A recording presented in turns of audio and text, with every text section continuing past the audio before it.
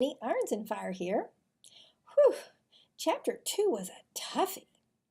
I read the first part one day about learning to say no.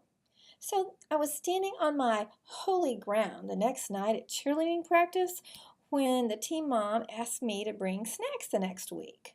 Well, I told her that I've already had my turn, and she told me that a few parents were going to have to bring snacks twice.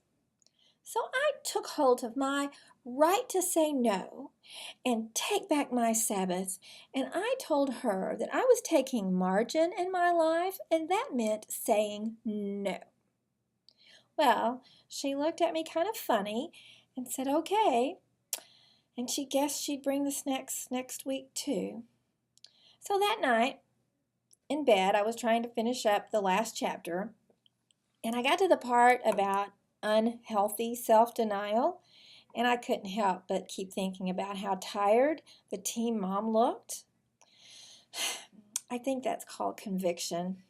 So the next morning, I called around and asked a couple of the other moms to split next week's snacks with me. So that way, one person isn't unduly, put out.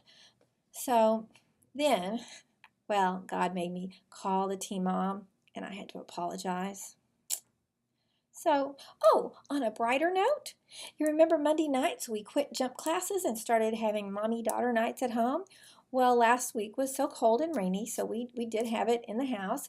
We played and we danced and we jumped and we watched movies. Boy, does she like that Bob and Larry.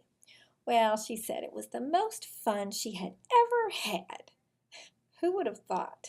Well, let's see what's going to happen tonight. Can't wait.